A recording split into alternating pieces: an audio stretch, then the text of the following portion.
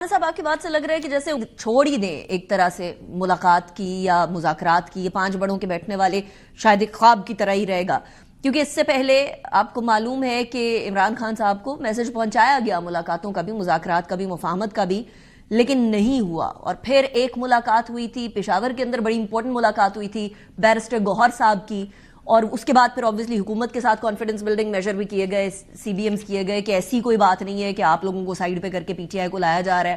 یہ ساری ملاقاتیں، یہ سارے رابطے جو تھے، اس کے باوجود بھی کوئی فروٹ نہیں نکلا. there was nothing substantial. Rana صاحب، تو پھر ہم یہ امید چھوڑ دیں یا کوئی امید ابھی بھی باقی ہے کہ اس طرح کو 5 بڑے بیٹھ سکیں گے یا کوئی مذاکرات یا مفاہمت والی بات ہو سکے گی؟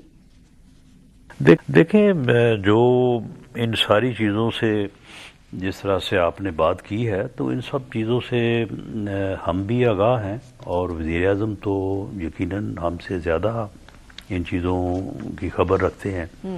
لیکن اس کے باوجود جب انہوں نے کیبنٹ کے اجلاس میں اپنی اس آفر کو کہ ہمیں بیٹھنا چاہیے، ڈائلاگ ہونا چاہیے، جو ہے وہ دوبارہ دہرایا، تو اس سے یہ ہے کہ ہمیں اپنا سٹانس جو ہے وہ اس کے اوپر بات کرنی چاہیے.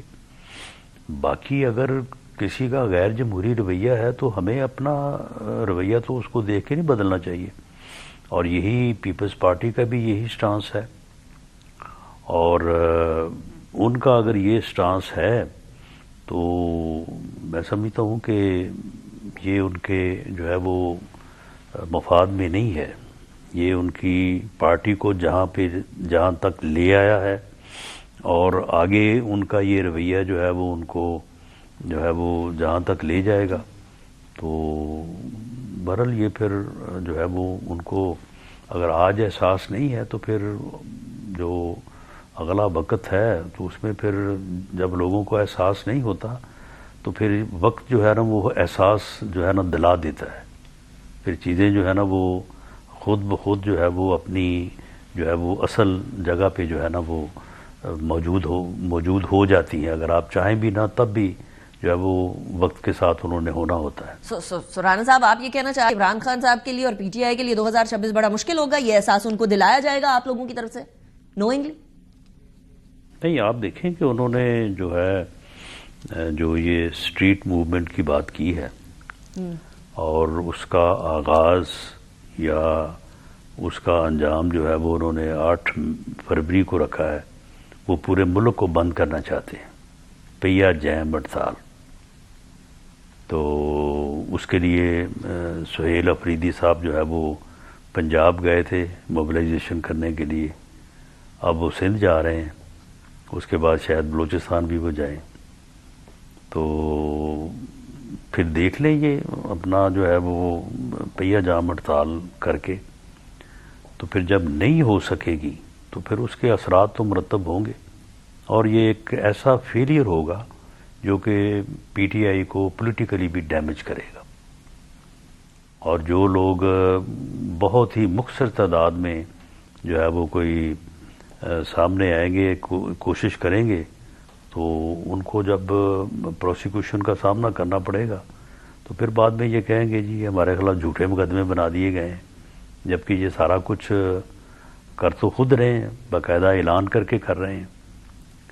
تو اس صورت میں جو ہے وہ پھر ان کے لیے کوئی اچھا جو ہے وہ وقت تو نہیں کہا جا سکتا کہ جب وہ وائلنس کی کوشش کریں گے، اس میں ناکام رہیں گے، تو پھر مشکلات میں جو ہے وہ میری اسیسمنٹ یا جو میرا ایکسپیرینس ہے ایز پولیٹیکل ورکر کے، وہ تو یہی ہے کہ ناکام وائلنس جو ہے وہ بعد میں پھر جو ہے وہ سیاسی کارکنوں اور سیاسی جماعتوں کے لیے جو ہے وہ بڑی مشکلات کا سبب بنتی ہے. عمران صاحب، اس کو صرف آپ کی ذاتی اسیسمنٹ سمجھا جائے یا یہ خبر ہے یا یہ وارننگ ہے پی ٹی آئی کے لیے؟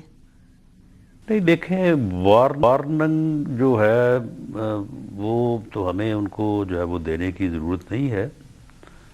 البتہ ایک سیاسی مشورہ ہو سکتا ہے کہ آپ جو ہے وہ وائلنس میں نہ جائیں، اور وائلنس کے نتیجے میں وائلنس آپ نے 9 مئی کو کر کے دیکھ لی ہے.